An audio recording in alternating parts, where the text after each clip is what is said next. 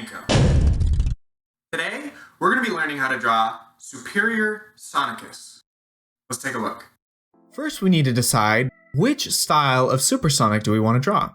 You guys know me, I'm pretty biased towards Toei designs, but Toei Supersonic doesn't technically exist.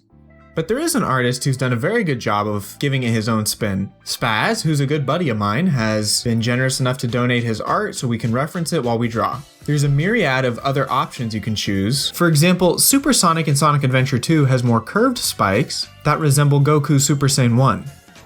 I'm not particularly a fan of this design because it takes away from the dynamism shown in the original sprites. I'll be going with Spaz's design as a reference for this, on top of my own knowledge of Toei and how he should look. As with any character design, before you attempt to draw it, observe the foundational shapes it's made out of so you can more easily replicate the character and begin to construct it in a proper way. The reason we do this is by understanding 2D shapes, we can transfer them to 3D, and thereby rotate them around in space and repose characters from any angle.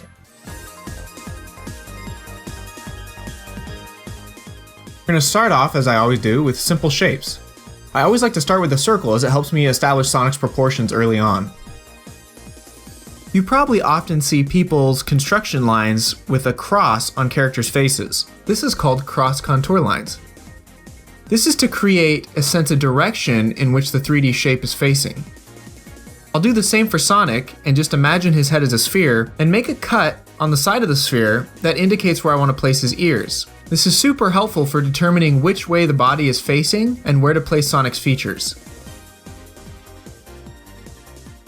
As you can see, his muzzle does not go past his ears.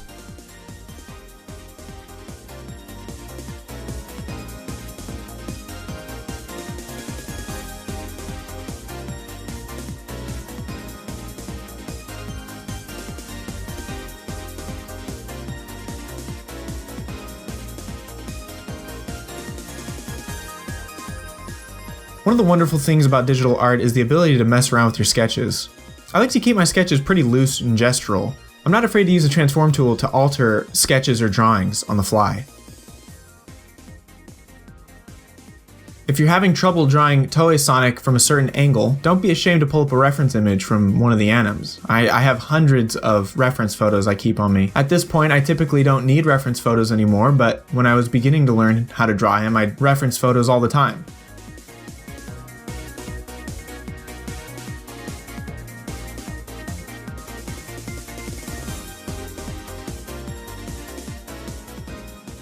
Supersonic spikes are almost vertical, so they go straight up, and I'm trying to be conscious of that as I draw them.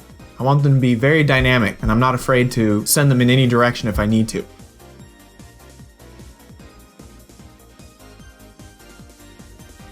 Keep in mind that this is a character similar to Goku's Super Saiyan that we want to speak without saying anything about how powerful and how energetic they are.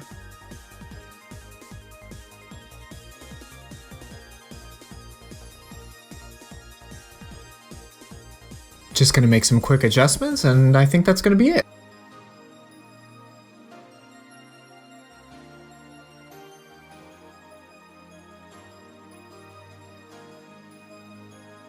If you enjoyed this video and you learned something, be sure to subscribe for more Sonic-related drawing tutorials in the future. And, as always, I'm Classic-Sonic Stan Panko. Have a great one. If you're interested in watching the full version of this drawing, head over to my Gumroad where you can pick up an unedited time-lapse, along with the full-sized image for only a couple bucks. I plan on doing this for all future content. Thanks again for watching.